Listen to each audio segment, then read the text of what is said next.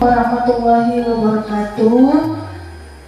Alhamdulillah, puji syukur kehadiran Allah Subhanahu wa Ta'ala, yang mana pada hari ini kita masih diberi kesehatan serta kesempatan sehingga saya ingin memaparkan, menyebarkan pemahaman dan pengalaman budaya positif. Apa itu budaya positif, Bapak Ibu? Nah, budaya positif itu adalah nilai-nilai kebaikan yang akan diterapkan pada sekolah kita yang berpihak pada murid.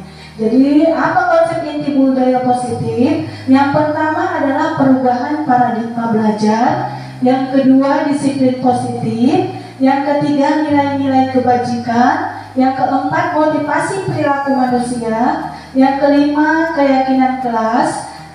Selanjutnya kebutuhan dasar manusia, posisi kontrol guru, segitiga restitusi. Jadi nanti konsep inilah nanti yang akan saya paparkan kepada Bapak atau Ibu sekalian. Selanjutnya tentang pembelajaran dengan paradigma baru. Pembelajaran dengan paradigma baru ini merupakan pembelajaran yang dirancang berdasarkan prinsip pembelajaran berdiferensiasi, sehingga peserta didik belajar berdasarkan tahap perkembangan sesuai dengan teori psikologis modern untuk mewujudkan profil pelajar Pancasila. Selanjutnya di sini kita akan membahas tentang miskonsepsi tentang teori kontrol. Apa itu? Ilustrasi guru mengontrol murid, ilustrasi bahwa semua perbuatan positif efektif dan bermanfaat, ilustrasi bahwa kritik dan membuat masalah bersama mampu menguatkan karakter, ilustrasi bahwa orang dewasa berhak memaksa. Selanjutnya, di sini mengubah paradigma stimulus respon ke pendekatan teori kontrol atau perubahan paradigma. Apa stimulus responnya? Realitas atau kebutuhan kita sama. Apa teori kontrolnya? Realitas, kebutuhan kita berbeda. Stimulus orang mau lihat yang sama. Dari kontrolnya, setiap orang memiliki gambaran berbeda. Kita mencoba mengubah orang agar berpandangan sama dengan kita. Apa teori kontrolnya? Kita berusaha memahami pandangan orang lain tentang dunia. Selanjutnya, perilaku buruk dilihat sebagai suatu kesalahan. Teori kontrolnya, semua perilaku memiliki tujuan. Orang lain bisa mengontrol saya. Apa teori kontrolnya? Hanya Anda yang bisa mengontrol diri Anda. Selanjutnya, saya bisa mengontrol orang lain. Apa teori kontrolnya? Anda tidak bisa mengontrol orang lain. Selanjutnya, pemaksaan ada pada saat rujukan gagal. Teori kontrolnya, kolaborasi dan konsensus menciptakan pilihan-pilihan baru. Mau dia berpikir menang atau kalah, teori kontrolnya adalah model berpikir menang atau menang. Jadi di sini saya jelaskan tentang teori kontrol. Misalnya kita membuat keyakinan kelas, kita harus merubah paradigma stimulus respon kita dengan menggunakan kalimat-kalimat yang positif. Contohnya di kelas nanti pada saat ajaran baru, kita kan ingin membuat keyakinan kelas, Bapak Ibu. Jadi dari mana kata apa peraturan kelas itu diambil? Dari peserta didik kita. Nanti kita rangkum menjadi kalimat yang positif. Contohnya, keyakinan kelas yang pertama kalimatnya, jangan buang sampah sembarangan. Bisa, akan tetapi kita buat paradigmanya menjadi kalimat positif. Contohnya, buanglah sampah pada tempatnya. Jadi kita menggunakan kalimat-kalimat yang positif. Ya Bapak Ibu, tidak boleh menggunakan kalimat negatif seperti jangan, tidak boleh. Nah, seperti itu. Selanjutnya tentang disiplin positif. Disiplin positif artinya belajar disiplin mengarah pada disiplin diri atau tanggung jawab terhadap apa yang diperbuat sesuai dengan nilai-nilai yang diyakini. Disiplin positif itu salah satu cara penerapan disiplin yang mempunyai tujuan dalam menumbuhkan kesadaran serta memperdayakan peserta didik tanpa imbalan, penghargaan atau reward atau sebuah ancaman atau hukuman. Jadi sebagai seorang pendidik mempunyai tujuan itu menciptakan peserta didik yang memiliki disiplin diri agar mereka berperilaku sesuai dengan nilai-nilai kebajikan universal, memiliki motivasi intrinsik dan perubahan perilaku ke arah yang lebih baik. Nanti di sini saya akan paparkan apa nilai-nilai kebajikan universal. Selanjutnya ini dia nilai-nilai kebajikan. Nilai yang disepakati bersama lepas dari suku bangsa, agama, bahasa maupun latar belakang. Terbagi bekerja sama menjadi bagian dalam kelompok. Selanjutnya keputusan dasar apalagi yaitu penguasaan untuk dianggap memimpin, berprestasi, diakui dan didengar. Dan selanjutnya kebebasan, harga diri, keinginan mandiri, memiliki pilihan mencoba hal baru, mampu mengendalikan arah dirinya. Selanjutnya adalah kesenangan.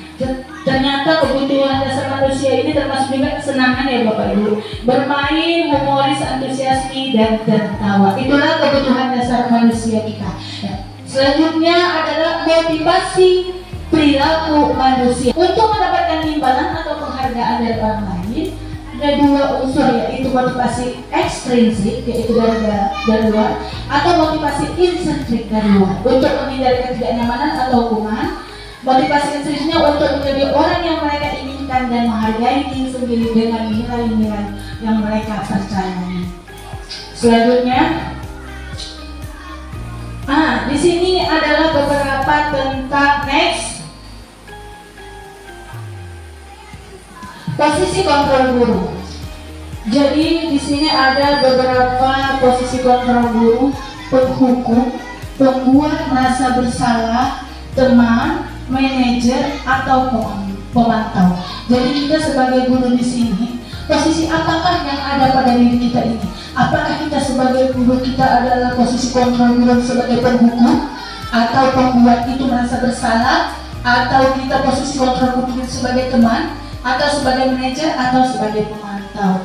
Dimana kalau kita posisi kontrol sebagai penghukum, kita selalu mengeluarkan kata-kata negatif. Misalnya di sekolah ada murid yang berbuat salah, langsung kita hukum, misalnya seperti itu. Berarti posisi kontrol kita adalah sebagai penghukum. Kalau pembuat merasa bersalah, misalnya anak-anak membuat kesalahan, ya kan? Jadi kita buat anak-anak itu merasa bersalah dengan kesalahannya, sadar dengan akan kesalahannya. Nanti saya akan contohkan video ada yang bagaimana saya mengatasi posisi kontrol saya sebagai apa. Nanti saya sudah praktekkan kepada anak kelas 1. Nanti saya akan tayangkan videonya. Dan sebagai teman atau manajer atau pemantau. Lanjut, Bu. Di sini posisi kontrol apakah aku? Contoh, pembuat merasa bersalah, kita bisa mengucapkan kepada anak, saya kecewa sekali nak dengan kamu. Yang awalnya ibu pikir kamu itu baik, biasanya kamu baik budi. Jadi kenapa hari ini Husni melakukan hal yang tidak baik? Jadi anak-anak itu merasa bahwasanya iya ini salahku. Dia merasa bersalah. Jadi di sini posisinya berarti kita sebagai guru adalah pembuat merasa bersalah. Siapa pembuat? Itulah dia peserta didik kita. Selanjutnya, posisi kontrol apakah aku sebagai penghukum? Kamu tidak pernah benar melakukannya, dan salah. Itu adalah posisi kontrol sebagai seorang penghukum. Posisi kontrol guru sebagai seorang penghukum. Selanjutnya, posisi kontrol apakah aku? Bagaimana rencanamu menyelesaikan masalah ini? Ini adalah posisi kontrolnya sebagai manajer. Seandainya misalnya anak membuat kesalahan, kita sendiri yang mengasih itu sama dia, apa solusi dari kesalahan itu kita posisinya sebagai manajer. Misalnya dia buang sampah sembarangan, jadi buang sampah sembarangan, jadi solusi dari kamu mana buang sampah sembarangan, dia tahu dia salah, jadi apa solusi dari masalahmu itu? Saya kutip Bu, itu kita posisinya sebagai manajer. Itu dia. Selanjutnya, posisi kontrol apakah aku? Yuk lakukan ini di rumah ibu ya. Posisi ini sebagai teman. Kita rangkul anak-anak kita, walaupun kita guru, kita berperan seperti anak-anak, seperti kawan gitu. Contohnya Bapak Ibu. Selanjutnya, posisi kontrolkah aku? Kamu tidak akan ada nilai dari ibu jika kamu tidak mengerjakan PR. Ini adalah posisi kontrol sebagai pemantau. Itulah tadi posisi kontrol guru. Posisi kontrol apakah kita? Kembali lagi kepada diri sendiri. Apakah aku sebagai penghukum apakah aku sebagai manajer, apakah aku sebagai teman, dan sebagainya. Selanjutnya Bu, poinnya ada Bu, satu lagi, posisi kontrol, apakah kamu selalu saja buat masalah, buat merasa bersalah. Selanjutnya Bu, nah itu tadi tentang posisi kontrol. Sekarang kita membahas tentang keyakinan kelas. Mengapa harus keyakinan kelas? Mengapa bukan peraturan kelas? Jadi yang saya pelajari pada modul 2.1 di kelas itu rupanya Bu, kita harus membuat keyakinan kelas. Ya, keyakinan kelas ini tidak beda jauh dengan peraturan kelas. Kita semua punya peraturan, tata tertib ataupun apa. Akan tetapi kita ganti paradigmanya menjadi keyakinan kelas. Dari mana hasil keyakinan kelas itu? Isi dari keyakinan kelas itu yaitu dari peserta didik kita sendiri. Kita tanya, kita sepakati. Nanti kan mau ajaran baru Bapak Ibu. Jadi sebelum kita tentukan siapa ketuanya, sekretarisnya, kita buat keyakinan kelas. Ayo nak, kita buat keyakinan kelas. Nah, keyakinan kelas itu seperti peraturan. Jadi selama pembelajaran sama Ibu 1 tahun ini, kita membuat keyakinan. Apa contohnya? Ya Bu, tidak boleh buang sampah. Ya, bisa, tapi harus menggunakan kalimat yang positif. Jangan digunakan kalimat yang negatif seperti jangan, tidak boleh, tidak boleh. Contoh, kita apalagi kita rangkul lagi bahasanya menjadi kalimat positif. Contohnya 1, buang sampah pada tempatnya, disiplin waktu, apalagi contohnya aktif dalam pembelajaran dan sebagainya. Nah, itulah dia keyakinan kelas. Selanjutnya, pembentukan keyakinan kelas ini bersifat abstrak, berupa pernyataan dari peserta didik, universal, dibuat dalam pernyataan positif, seperti saya bilang tadi, sedikit saja agar mudah diingat sesuai dengan kondisi kelas dan sekolah, sehingga mudah diterapkan semua warga sekolah atau warga sekolah dilibatkan saat membuat keyakinan kelas. Itu tadi sesuatu yang saya bilang. Nah, teman-teman, ini adalah penerapan segitiga restitusi.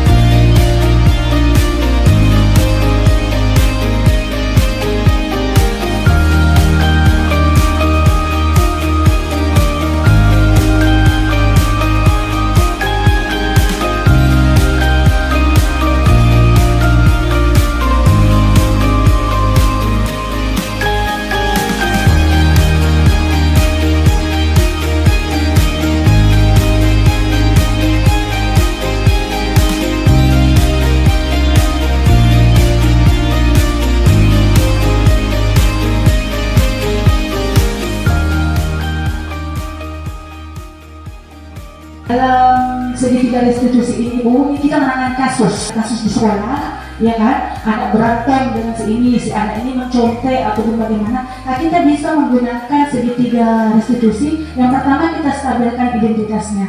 Nah, contoh kalimatnya ini dia, berbuat salah itu wajar, harus dengan bahasa yang positif. Selanjutnya, kita validasi tindakan yang salah. Apa itu? Kita validasinya berdasarkan prinsip setiap perilaku berupa memenuhi suatu kebutuhan tertentu. Contoh kalimatnya, kamu pasti punya alasan mengapa melakukan hal itu, padahal kamu bisa melakukan yang lebih buruk dari hal ini ya. Kamu patut bangga karena telah melindungi sesuatu yang penting buatmu.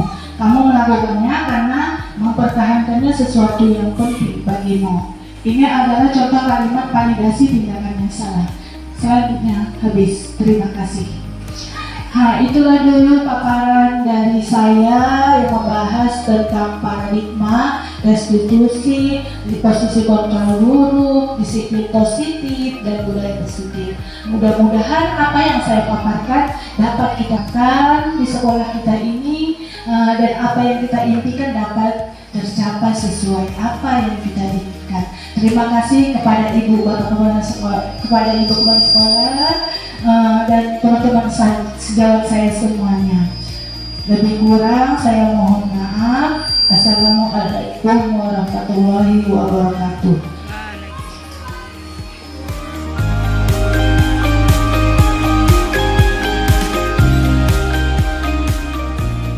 Assalamualaikum warahmatullahi wabarakatuh.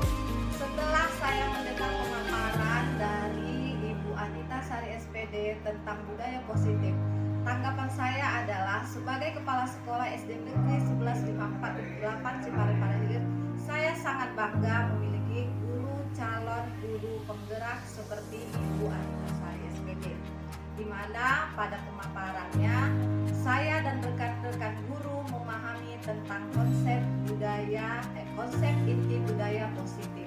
Di antaranya adalah perubahan paradigma belajar, disiplin positif, nilai-nilai kebajikan, kebutuhan dasar manusia, kemudian motivasi perilaku manusia, posisi kontrol guru, dan keyakinan kelas, serta segitiga restitusi. Mudah-mudahan apa yang dipaparkan oleh Ibu Anita Sari, harapan saya dapat diterapkan khususnya di sekolah kami SDN 115478 Ciparepare Hilir. Sekian tanggapan dari saya sudahi. Wabillahi taufiq wal hidayah. Assalamualaikum warahmatullahi wabarakatuh.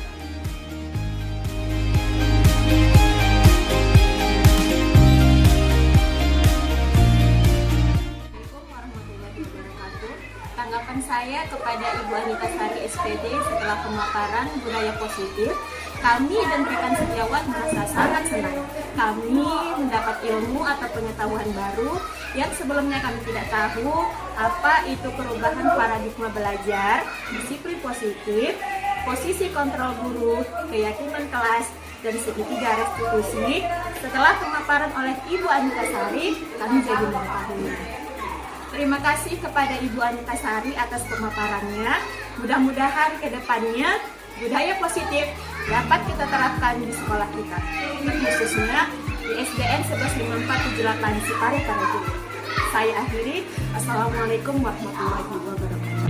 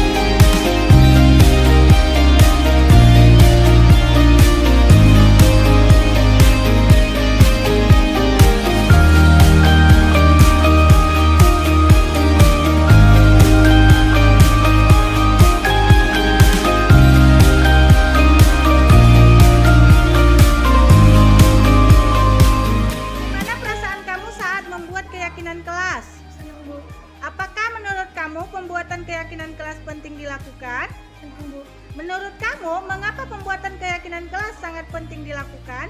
Penting menunjukkan kedisiplinan. Bagaimana perasaan kamu nak saat membuat keyakinan kelas? Senang. Apakah menurut kamu pembuatan keyakinan kelas penting dilakukan? Menurut kamu mengapa pembuatan keyakinan kelas sangat penting dilakukan? Bagaimana perasaan kamu saat membuat keyakinan kelas, nak? Senang, Bu. Iya. Apakah menurut kamu pembuatan keyakinan kelas penting dilakukan? Penting, Bu. Menurut kamu mengapa pembuatan keyakinan kelas sangat penting dilakukan? Dapat menumbuhkan